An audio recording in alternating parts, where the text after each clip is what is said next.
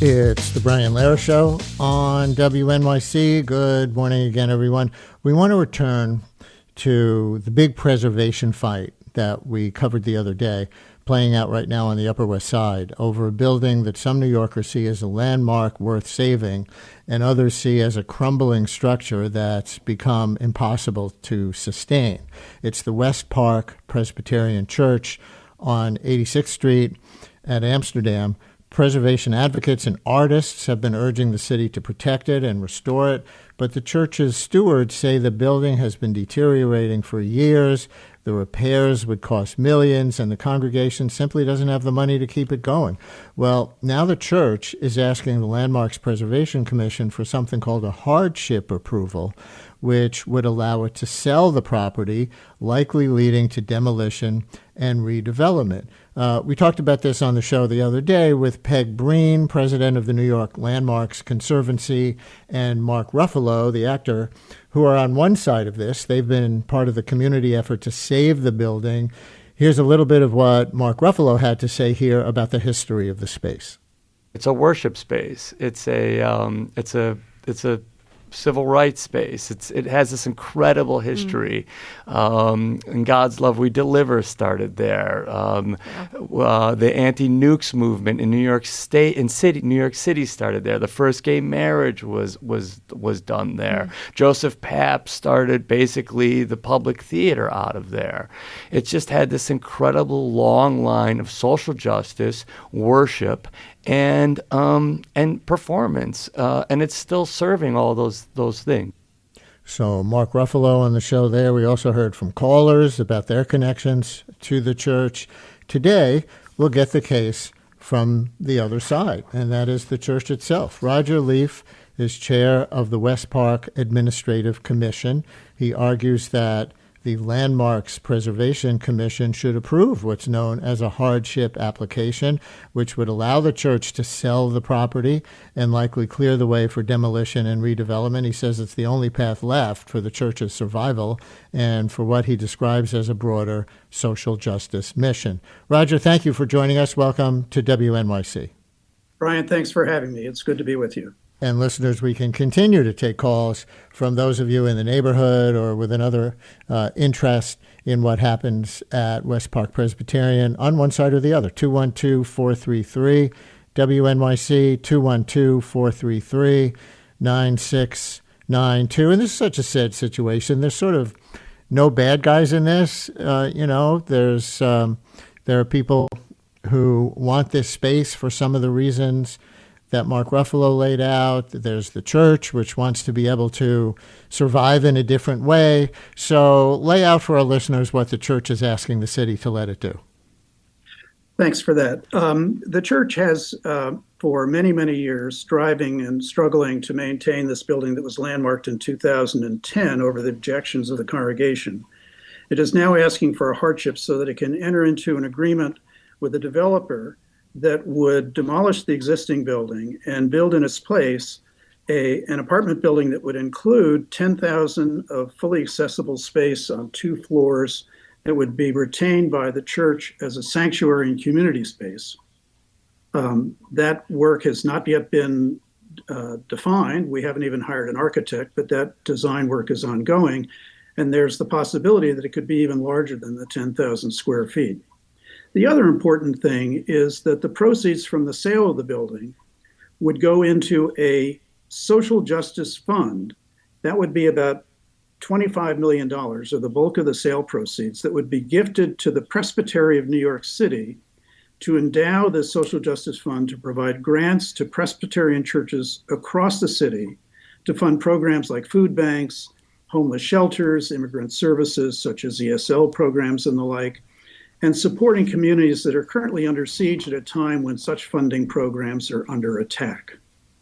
It is the case that the use of the church for arts programming is a fairly recent phenomenon. It started when the center at West-Park obtained a 5-year lease for the space that ended in 2022.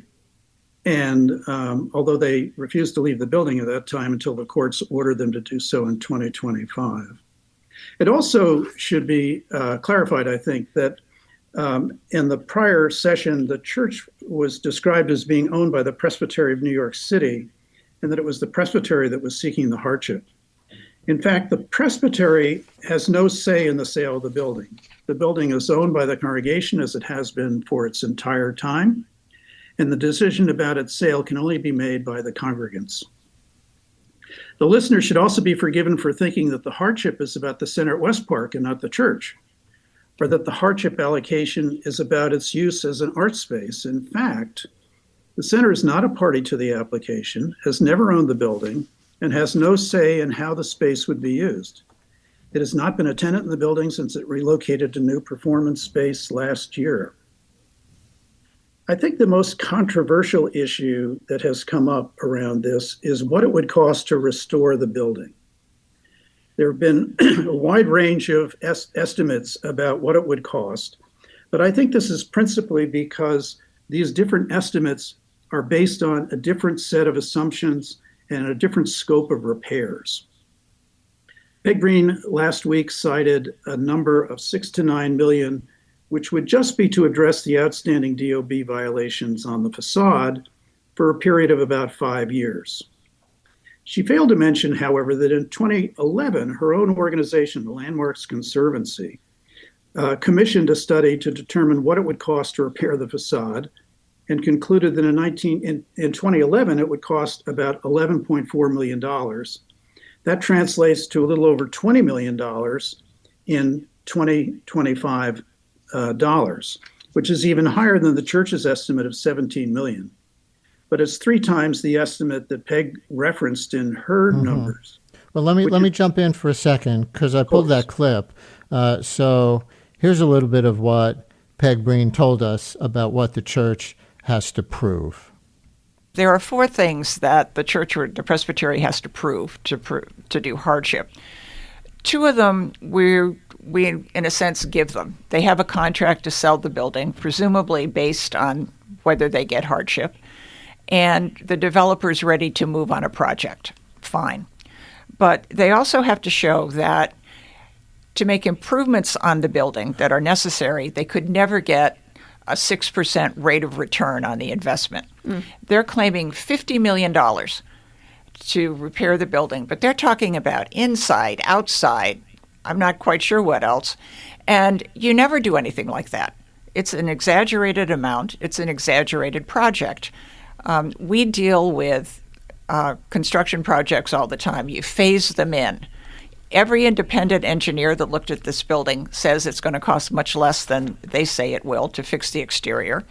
And the Landmarks Commission a couple of years ago hired an independent engineer who put the price tag to do what was necessary to cure the building violations and take the sidewalk bridge down at $6 to $9 million. Peg Breen, president of the New York Landmarks Conservancy. So what do you say to some of that? I know you were questioning some of the numbers before we played the clip. Is Peg wrong about the legal standard, wrong about what's actually required to make the building safe and usable? Give me a little more on that. Then I'm going to take a call and play another Mark Ruffalo clip. I think Peg Breen is absolutely correct. There are 4 criteria that are spelled out in the statute to meet a hardship. 2 of them are non-confrontational. I think they're just factual determinations. And the 2 she cites, one is this reasonable return test. The other is the suitability test as to whether the church, given the cost of repairs and the burden of ownership that it places on the church, is suitable for the ongoing mission of the church. Those are the 2 central issues at hand. She mentions the $50 million number. That is not relevant to the continued use of the church by the church as a church. The $50 million she references the cost to address all of the code, life safety, ADA, and other requirements which the church is currently grandfathered from, but would have to be met if the building were sold to a new owner. And it doesn't relate to the continued use of the church, as I said. She also says that this work could be done in phases, but in fact, all the work for ADA, life safety, fire safety, and the like would have to be done to obtain a C of O that would be needed before anyone could actually occupy the building if it were in the hands of a new owner. Let's take a phone call. Michael on the Upper West Side. You're on WNYC. Hello. Yes, hi. I think that the issue transcends money. Without things such as the church in New York City, what do we have left for the future? You're ripping apart the future for everyone by destroying these buildings or putting a 30-story apartment house on top of it. There's nothing left. What is the point of being here in New York City if there's nothing actually of superior quality to look at? I don't see this as a money issue. That you can solve, but you can't replace that church. You're not going to. And as we miss these things, we have nothing left. That's all. Michael, thank you very much. It's a preservation argument. Roger, quality of life argument, quality of neighborhood argument. What do you say to Michael from the Upper West Side? Well, I would completely agree with him that landmarking and landmark buildings are important to the fabric and the culture of New York City. But so too are organizations like the West-Park Church, which is one of the oldest religious organizations on the Upper West Side. And everyone agrees that it has this long history of social justice and the like that Mark referred to in the clip you played earlier. Where I disagree with the caller is whether or not it is about the money. Frankly, it is extremely expensive to maintain and restore a building of this sort. Even though there may be disagreements about what that number would cost, there's no disagreement that the building is in terrible shape and that the costs of repair and replacement, never mind bringing it up to landmark-worthy status, are considerable. And those funds are simply not available. When the church was landmarked back in 2010, it was done so largely on the representation by Gail Brewer, who was the city council member for the area at the time, that she could raise millions of dollars to restore the building. And that simply didn't happen. Those funds never appeared, and it fell entirely on the church, which had a diminishing membership and growing problems with respect to maintaining the building, to take on the full burden of restoring and maintaining the structure. It sold all of its other assets to do so. It had to let its senior pastor go. And frankly, in the last several years, it's gone deeply into debt just to keep this church going. It's an unsustainable situation for the congregation, and saving the church, which may or may not happen if the hardship is approved. There's no guarantee that this church will be sustainable in that case, but it almost certainly guarantees that this storied congregation will have to close its doors. To the caller's point about, who is New York City for and what is the city if we can't save spaces like this, rather than turn them over to developers in large part. Here's how Mark Ruffalo on the show framed some of that same point. What is landmarks for if it's not for saving these kinds of spaces? That's really what's at stake here. What is New York? Who does New York City belong to? Does it belong to the people who will buy a $5 and $10 and $20 million apartments in a building and tear down what is essentially this incredibly thriving public space? And do we need another? Shouldn't we be saving these spaces instead of tearing it down when it can be viable? So what's your response to that and to the kind of global argument about landmarking that he's making there, that you're effectively asking the city to undo the very purpose of landmarking? Well, I don't think that's entirely true. The hardship statute is a central piece of the landmarks law and is central to, frankly, the legality of the statute and the whole concept of preservation. So this is an important safety valve to ensure that there isn't overreach by landmarking. The issue about who does the city belong to, I think, is a central issue about the whole concept of how we enforce the landmark law in this country. Everybody benefits from these landmarks when they are retained and preserved, but it always falls upon the owner to pay the cost of maintaining that for everyone else's benefit. And this is just a challenge that all landmarks face, but in particular, landmarks that are owned by nonprofits with limited resources and with little, if any, benefit from the actual landmarking itself. There actually was a case that went to the Supreme Court that was brought by another church on the Upper West Side, challenging whether a landmarking of a church, in fact, enforced upon that church what its mission should be, because it deprives the church from using its resources in other ways. I think that's a valid argument, although the church lost at the Supreme Court. But it's central to the idea of who pays the costs and who gets the benefit. And in this case, the burden falls entirely upon the owner of the building, in this case, a struggling and storied congregation on the Upper West Side. Listener writes, the church had 100 years of tax exemption, effectively a subsidy from the taxpayers. If they still couldn't survive, too bad. The city should take it over as part of our architectural heritage. And, you know, some other people are saying forms of, without bringing up the taxpayer subsidy, mismanaged. This is mismanaged. If the church couldn't manage its own space with all the advantages that it had over time, with this, you know, beautiful property that it had, then too bad. Why should they be bailed out by the developer sector? Well, you could also argue that the Center at West-Park is a nonprofit that has a tax-exempt status as well. I think if the city were to take over the property of every nonprofit, the city would be by far and away the largest landholder in the city. I don't think that's really a legitimate argument that holds muster. It is the case that for most of its history, this church was a successful and thriving institution. It maintained this building for over 100 years.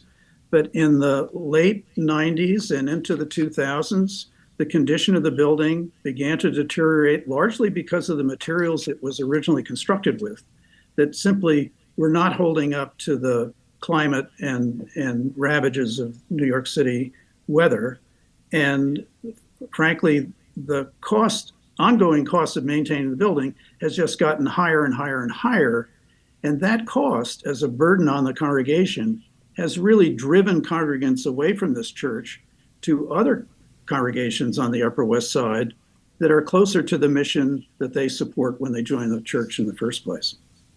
We've been taking mostly callers and texts who are on the other side of you on this. It's not a poll. Listeners shouldn't think, oh, that's everybody's on the other side except him. You know, we do this in all kinds of segments so that we have the dialogue going with people with different points of view. I will take one caller who's supportive of you, and I believe it's the pastor of another Presbyterian church, Broadway Presbyterian on 114th Street. Chris in Manhattan, you're on WNYC. Hello. Yeah, thanks for taking my call. West-Park Church has been a long part of my personal history. I'll start by saying I was a seminary student and was a field ed intern at West-Park, and actually my first day there was 9/11. And so that community is deeply writ upon my heart. And that place is a very special place that will always be part of my story and part of the Upper West Side story. But when we Presbyterians think about church, when we talk about what it means to preserve church, we're talking first and foremost about the people, about the legacy of the community, about the human story. And so I'm very much in favor of preserving the human story, the human legacy, all of those wonderful social justice and arts ministries that have come to life in that place, but by honoring the people and their contribution. And I think what's happening here is that the congregation has been so centered on trying to maintain this building and struggling that they have not been able to live out their legacy, to really let their social justice and their foundational being be what shines through. And I think what's happening in this can create an opportunity through the Social Justice Fund that Roger's talked about to let that legacy really begin to flourish in some new ways and even spread across the Upper West Side into churches like mine, where right now I believe the congregation I serve is the only house of worship in Manhattan that provides shelter, for example, for our homeless neighbors.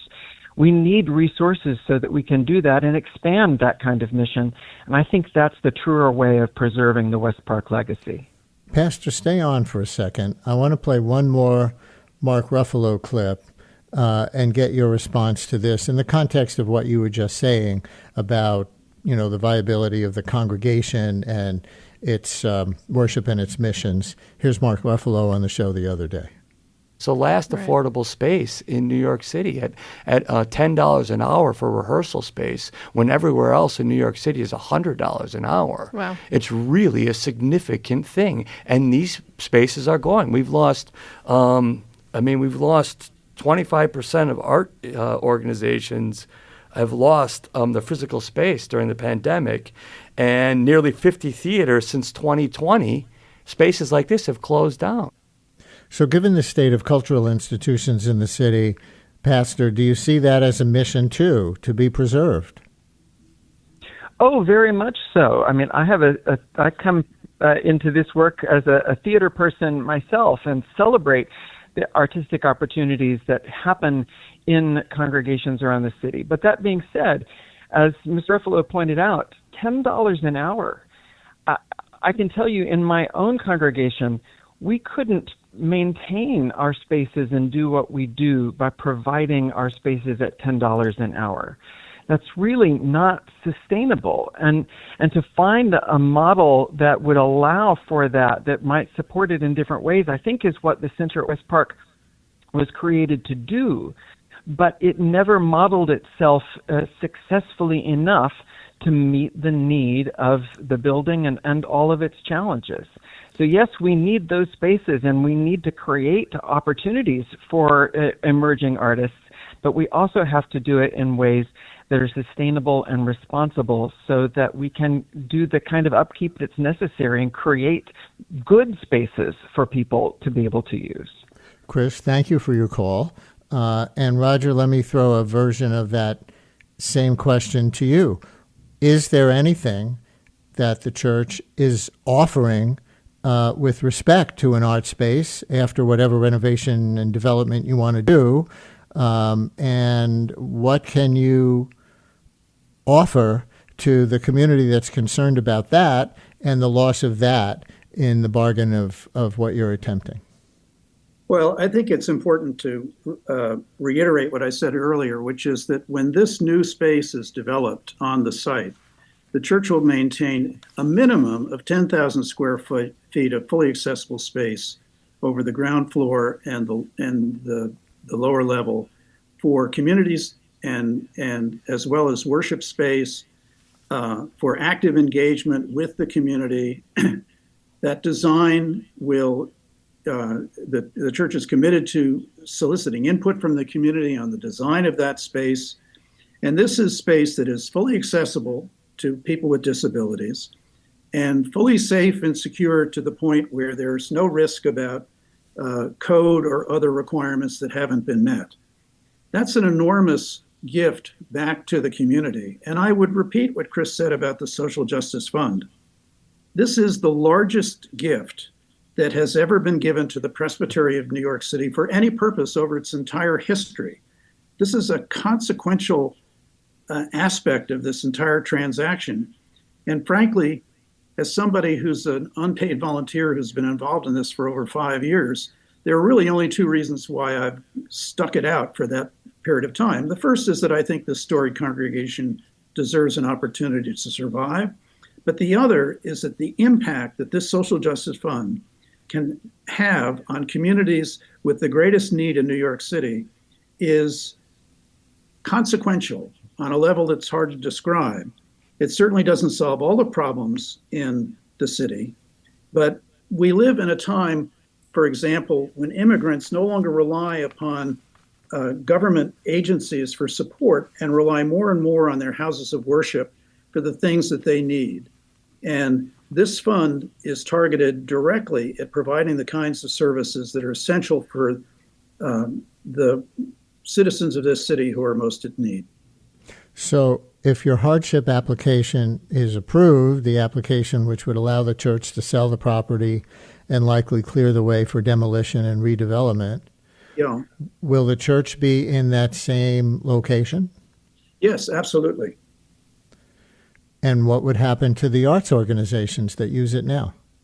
Well, the arts organization that had been in the building until the middle of last year has been very successfully operating out of another church 2 blocks away. That space is comparable to the space that it had in West-Park before it left, and seems to be doing very well there. The arts and community space that I mentioned in the new building is also something that we're happy to talk to all members of the community about how best to use that space to the benefit of all. And if your hardship application is denied, what happens to your congregation as you argue it? Well, the congregation voted in 2020 to sell the building because it saw no pathway forward for it to continue to maintain the property. And I believe that if the hardship is turned down, the church will very likely try to find another buyer or negotiate a new arrangement with the buyer it's been in contract with for several years.